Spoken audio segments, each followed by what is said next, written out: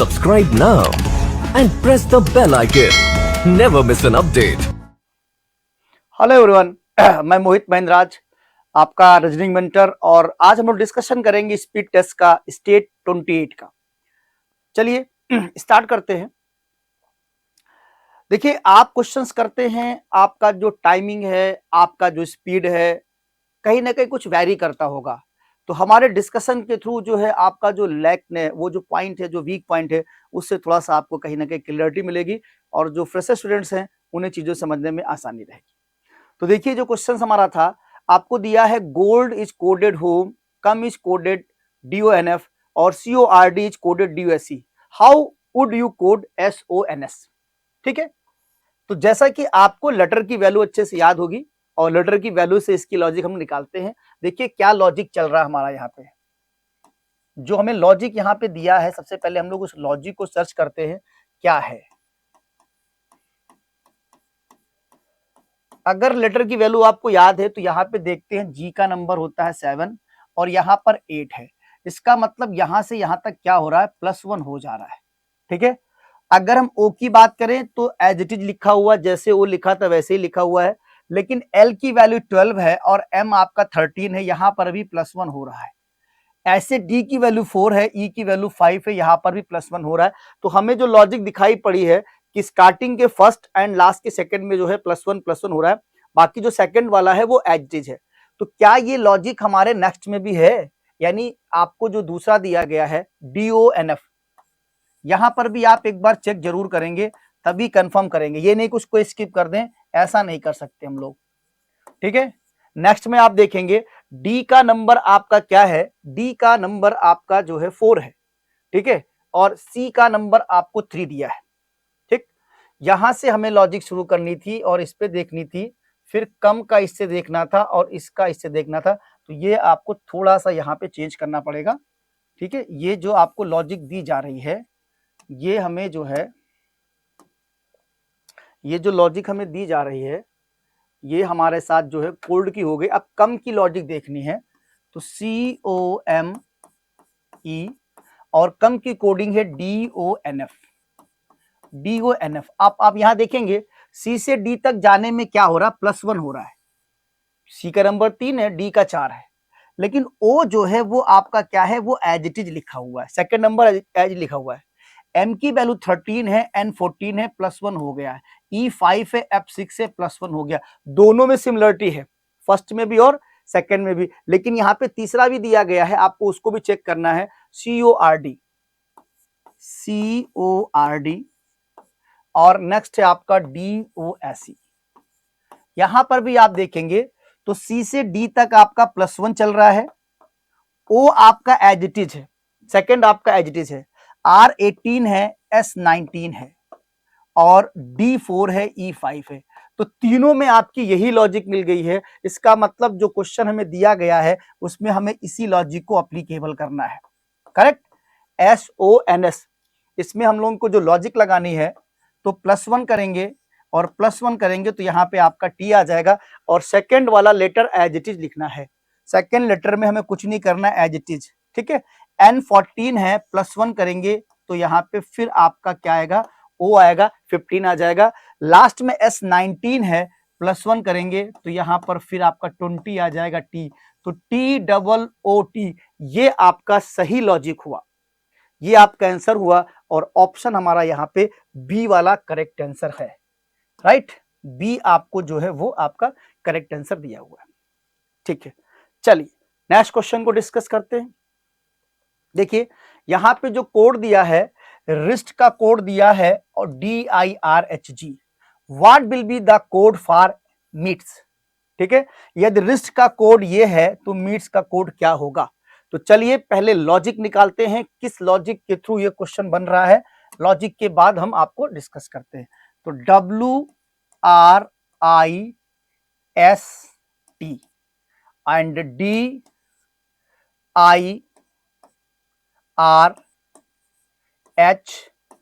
बहुत ही सिंपल सा लॉजिक है। अगर आपको अल्फाबेटिकल्स की वैल्यू याद है तो आपको दिख रहा है अपोजिट। अपोजिट का सम हमेशा 27 होता है, क्योंकि W की वैल्यू 23 है, D की वैल्यू 4 है, दोनों का सम 27 आएगा। ऐसे R का 18 है, I का 9 है, इसका सम 27 आएगा। ये आपका 9 है और ये 18 है, सम 27 आएगा। मतलब ये अपोजिट आपको दिए गए हैं, अपोजिट लेटर आपको यहाँ पे दिए गए हैं, क्योंकि ये अपोजिट का सम आपका 27 आता है। तो सेम लॉजिक हमें किस पे लगानी है, सेम लॉजिक हमें मीट्स पे भी लगानी है। ठीक है, अपोजिट m का अपोजिट आपको पता है, m का जो वैल्यू होती है आपकी होती 13, तो 14 नंबर चाहिए, यहाँ पर n आएगा, ये आपका 14 आ जाएगा, क्योंकि दोनों का सम 27 होता है। e की वैल्यू आपकी 5 होती है, यहाँ पे 22 लिखेंगे, 22 का मतलब v आ जाएगा। a की वैल्यू 1 होती है, 26 लिखेंगे, यहाँ पे z आ जाएगा। t की वैल्यू 20 होती है, हमें 7 चाहिए, 7 का मतलब g चाहिए। s की वैल्यू 19 होती है और हमें यहाँ पर 19 में आपको जोड़ना पड़ेगा 8, यानी h चाहिए। तो जो राइट आंसर हमारा है वो ये हो जाएगा NVZGH। NVZGH ये आंसर हमारा कहाँ पे मिल रहा है, ऑप्शन आपका डी मिल रहा है। डी जो है आपका करेक्ट आंसर हो जाएगा। तो इस तरीके से लेटर की वैल्यू जब हमें अच्छे से याद रहती है तो चीजें हम बढ़िया से कर लेते हैं ऐसे क्वेश्चन में। अगर जिनका ये लूप होल है, जिन्हें इस चीजों पे क्लियरिटी नहीं है, वो अपोजिट और लेटर की वैल्यू जरूर याद कर ले। आइए नेक्स्ट क्वेश्चन देखते हैं। In certain code language substitution की कोडिंग आपको यहाँ पे दी गई है। क्या दी गई है, ये देखिए, इतना बड़ा नंबर दिया गया है जिसको देख के हो सकता है आप घबरा जाए, डर जाएं, लेकिन अगर आपको लेटर की वैल्यू याद है तो चीजें आसानी से दिखाई पड़ रही। देखिए एस लिखा हुआ है, यहाँ पे 19 लिखा हुआ है, एस की वैल्यू होती है 19। वैसे वहां पे यू लिखा हुआ है और यू की वैल्यू 21 होती है, बी की आपकी 2 होती है और एस की, ऐसे आपको दिख रहा है लगातार जो प्लेस वैल्यू है उसी को यहाँ पे रख दिया है। जिस लेटर की जो प्लेस वैल्यू है उसी को यहाँ पे रख दिया है। ये लॉजिक हमको देखते मालूम चल गया। तो हमें अनएक्सपीरियंस का आपको यहाँ पे कोड करना था। ठीक है, हाँ जी। तो चलिए देखते हैं अनएक्सपीरियंस का कोड हमारे साथ क्या बनेगा। UNEXPERIENCE।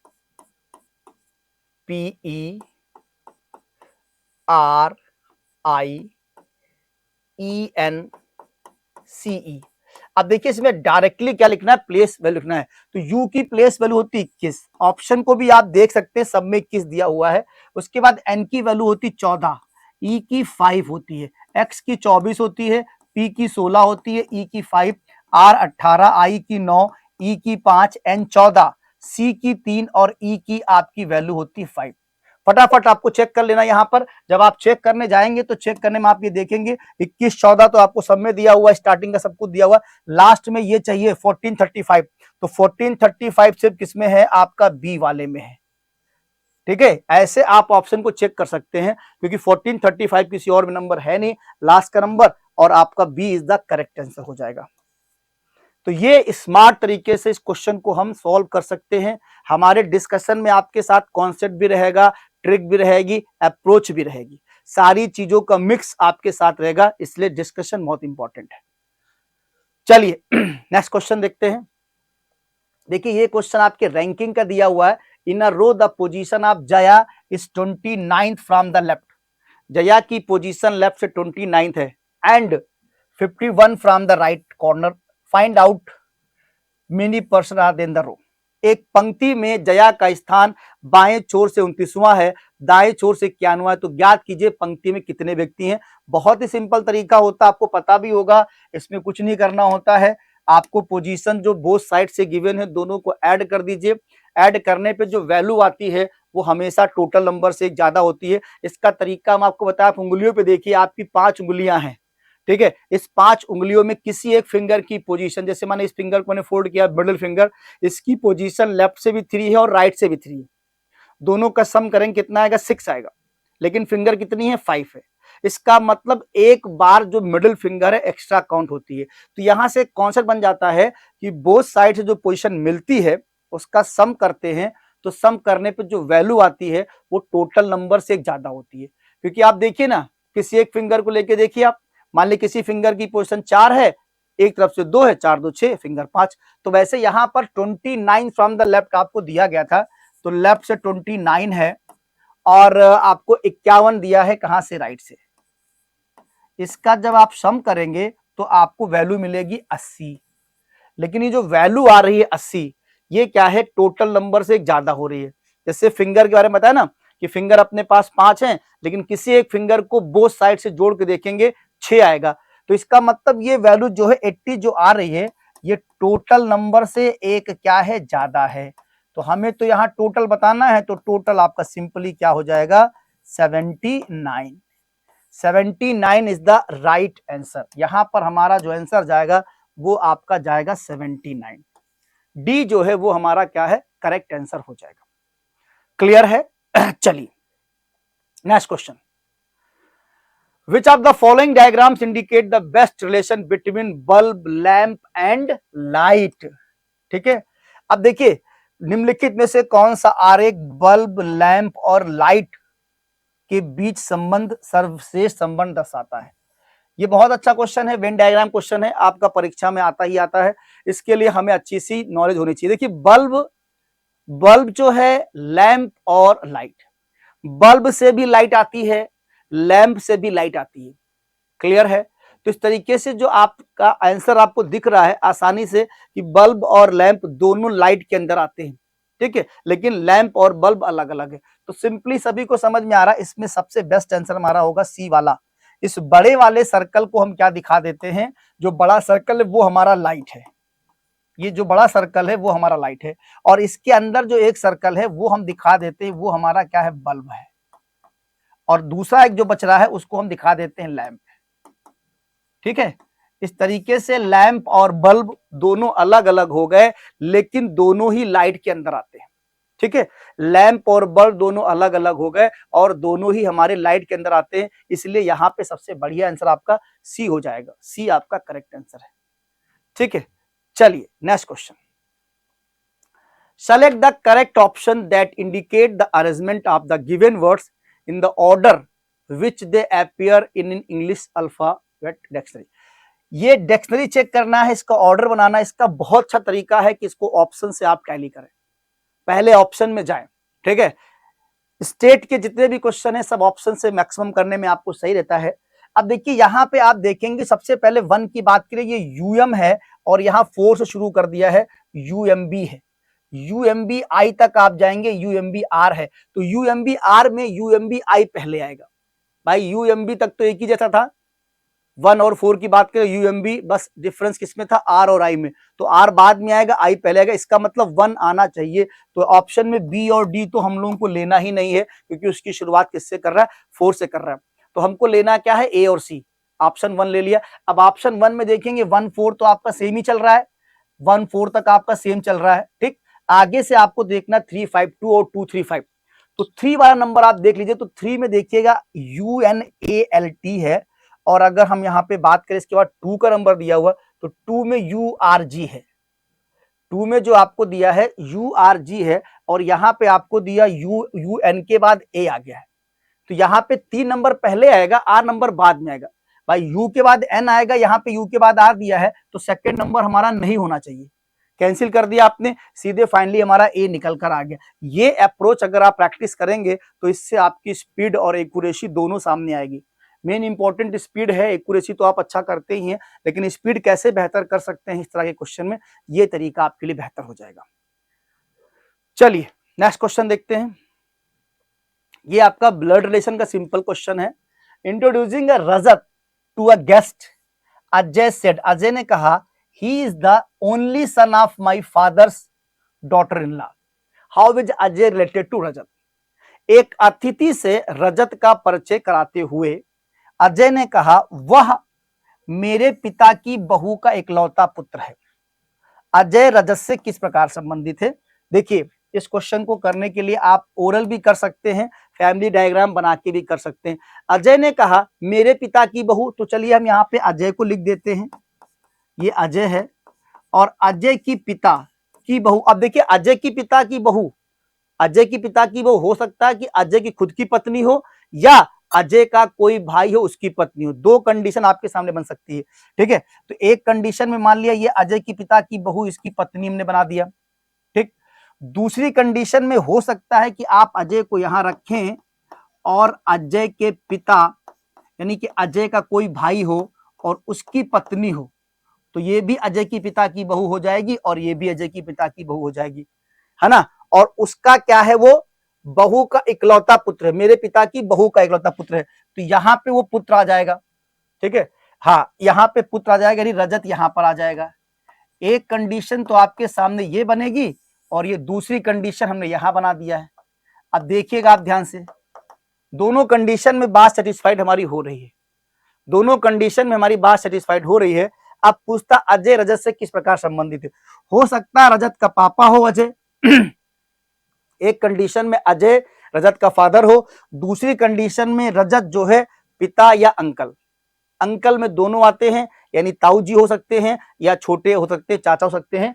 तो यहां पर जो सही आंसर हमें दिया जाएगा वो हम लोग डी वाला ऑप्शन प्रेफर करेंगे, आइदर फादर और अंकल या तो पिता या अंकल। तो दोनों कंडीशन हमारे सामने यहाँ पे सेटिस्फाइड हो रही है, इसलिए हमने दोनों कंडीशन यहां पर ले लिया। ठीक है, चलिए फोल्डर क्लस्टर यहाँ पे दिया गया है और 3 लाइक यहाँ इन द डिफरेंट दिया हुआ है। तो इसमें हम लोग क्या कर सकते हैं, पहले तो प्लेस वैल्यू कर सकते हैं। ठीक है, प्लेस वैल्यू लेके चलते हैं, क्या इसमें चल रहा है डिफरेंट, क्या चल रहा है देखते हैं। IDWGD दिया हुआ है, IDWG आपको यहाँ पे दिया गया है, IDWG दिया हुआ। अब देखिए I की जो वैल्यू है वो हमारी क्या है, 9 है, D की वैल्यू 4 है, 23 है और G की वैल्यू 7 है, ये अभी हमने लिख लिया। उसके बाद है BTGN, BTGN, V की 2 है, T20 है, G7 है, N14 है। अब देखिए आप यहां पर जो वैल्यू रख रहे हैं तो उससे कुछ हमें समझ में नहीं आ रहा, क्योंकि डिफरेंस कोई खास दिख नहीं रहा। हम क्या करते हैं, इसका सम कर देते हैं। तो 9 4 13 7 20, इसका सम आएगा 43। वैसे यहाँ पे देखेंगे 4 7 21, 21 और 2 23, इसका भी सम आएगा 43। इसका मतलब ये लॉजिक सही चल रही है, दोनों 43 43 आ गया। अब अगला देखना FJQL, FJQL, F की वैल्यू 6 है, J की 10 है, Q 17 है और L 12 है। अब इसको जब जोड़ेंगे तो 16 10 6 16 और 16 12 28, 28 10 38 7 45, ये वैल्यू ऐड करने पे कितनी आई, 45। इसका मतलब यही डिफरेंट है भाई, और डिफरेंट है तो आंसर लगा दो। आपको चेक करना है तो आप लास्ट वाला भी चेक कर सकते हो, EMNK, 5 दिया है, 13 दिया है, 14 दिया है, 11 दिया है। तो 11 और 11 5 18 और 13, इसका भी वैल्यू 43 आ जाएगा, 43 इसकी वैल्यू आ जाएगी। इसका मतलब हम लोगों ने डिफरेंट जो निकाला है वो हमारा FJQL है। सी जो है आपका डिफरेंट है, सी जो है आपका बिल्कुल सही आंसर है यहाँ पे। क्लियर है, आइए 19 नंबर में देखते हैं। 4 words have been given out of which 3 are alike in some manner and 1 is different. Select the word that is different. ठीक है, आपको दिया है प्रॉल, ग्रॉल, हॉल, यॉल। यहां पे आपको क्या है, एक आपका दिया है गुपचुप फिरना, एक गुर्राना है चीखना चिल्लाना। तो देखिए गुर्राना, चीखना और ये चीखना चिल्लाना ये सब सिनोनिम्स हैं। गुर्राना, चिल्लाना और चीखना ये सब आपस में क्या है, सिनोनिम्स है। ठीक है, तो डिफरेंट आपका क्या होगा, गुपचुप। गुपचुप जो है ये आपका डिफरेंट आंसर यहां पे आ जाएगा। देखिए 4 numbers of pair have been given out of which 3 are alike in some manner and 1 is different. Select the number pair that is different. 4 संख्या के आपके जोड़े दिए गए जिनमें 3 किसी न किसी प्रकार से समान हैं और एक उसमें से भिन्न उस संख्या का चयन करें। आइए देखिए क्या लॉजिक यहाँ पे चल रहा है, क्या लॉजिक यहाँ पे चल रहा है हम आपको बताते हैं। जैसे हमें पहला दिया 169, 169 का 16 से क्या चल रहा है, 169 किसका है, 13 का स्क्वायर है। अगर ये 13 का हम रूट निकाल दे इसका तो 13 आ जाएगा, और 13 का अगर हम क्या करें 1 + 3 कर दे तो हमें 4 मिल जाएगा, और 4 का स्क्वायर कर दे तो 16 हो जाएगा। ये लॉजिक आपकी चल रही है। इसको पहले रूट कर दिया तो आपका 13 आ गया, समझ गया आप। ऐसे ही आपका है 289, 289 का दिया है हमें कितना 64, इसका रूट निकालेंगे भाई 17 आएगा, और 17 को हम 7 1 + 7 करेंगे 8 आ जाएगा, और 8 का स्क्वायर करेंगे 64 आ जाएगा। ये लॉजिक हमें सही दिख रही है, यही लॉजिक चल रही है। 256, 256, ठीक है। अब देखिए 256 का जब 256 में 49 का दिया है,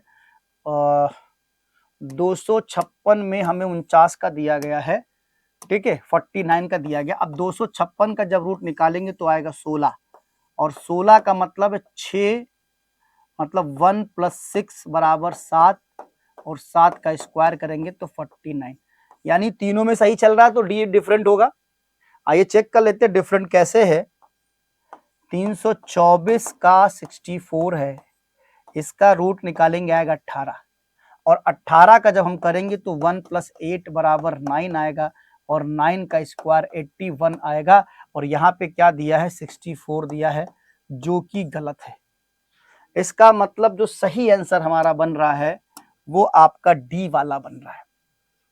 क्लियर है, समझ में आया होगा। तो इस तरह से डिस्कशन करने से हमें बहुत फायदा मिलता है, बहुत बेनिफिट मिलता है। किस क्वेश्चन की क्या अप्रोच है, किसे कम समय में कर सकते हैं, किस क्वेश्चन का क्या आपका तरीका है जिसको हम जल्दी से भी कर सकते हैं। तो ये सारी बातें हमने आपके साथ डिस्कशन में किया है। चलिए, thank you class. Subscribe now and press the bell icon. Never miss an update.